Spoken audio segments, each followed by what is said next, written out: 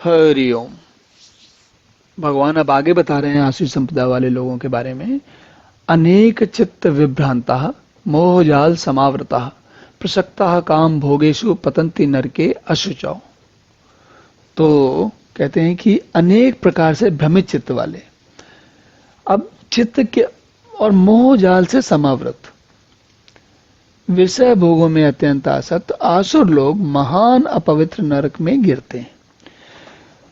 मजे की बात यह है कि आसुर या असुर या आसुरी संपदा वाले लोग, जिनको कि हमारे मन में आसुर को लेकर वो काल्पनिक चित्र आता है कि बहुत ऊंचा, लंबा चौड़ा, बहुत बलिष्ठ, श्वेत नहीं, श्याम रंग का, काले रंग का व्यक्ति, जिसका कि शरीर और जो भुजाएं हैं और वो सिर पर एक विचित्र प्रकार का मुकुट लगाया रहता है, ऐसे लोग ही असुर होते हैं।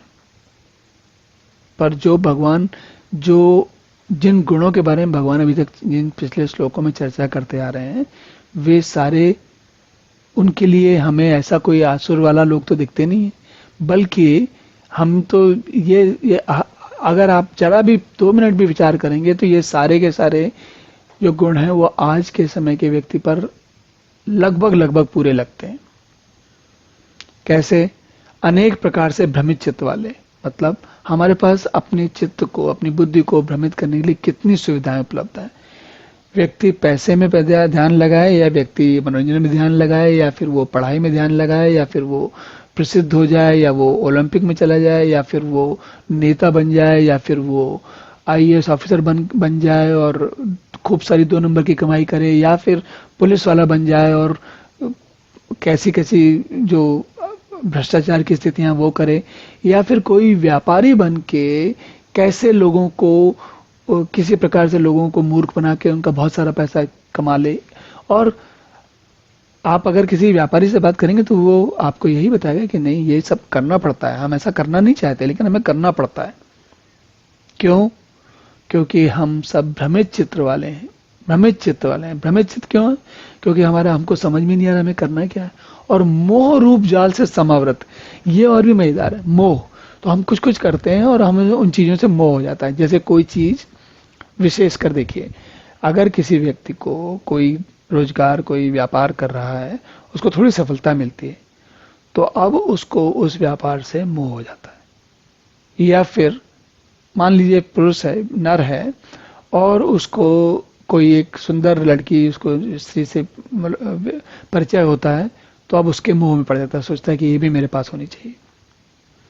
और फिर सुंदर बच्चे और सफल बच्चे, ऐसे ये जो बच्चों के साथ सफलता है वो आज के समय में एक अलग ही रूप ले चुकी है।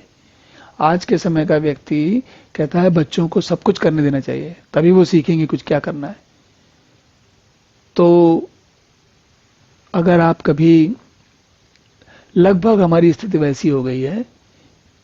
ये बात ये नहीं है कि बच्चों को हाथ रोक कर करना चाहिए, उनको कोई काम करने नहीं देना चाहिए, बहुत नियंत्रण में रखना चाहिए, लेकिन बिल्कुल खुला भी नहीं छूटना चाहिए। तो वो एक जो संतुलन वाली बात है वो नहीं है। और उस संतुलन वाली बात ना होने से क्या होता है कि मोह रूप जाल से समावृत, बार बार उसी में उलझे रहते हैं और विषय भोगों में अत्यंत आसक्त। तो कभी हम भ्रमित होते हैं, कभी हम मोहित होते हैं, और कभी हम आसक्त होते हैं।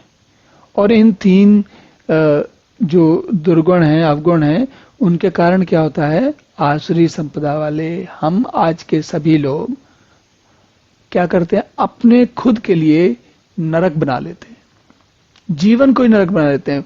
जीवन खत्म होने के बाद, समाप्त होने के बाद वो क्या होगा वो तो बात की बात है। अपना आज का जीवन ही हम नरक कर लेते हैं और हम समझ भी नहीं पाते कि हमने नरक किया हुआ है। चलिए अब अगला श्लोक देखते हैं।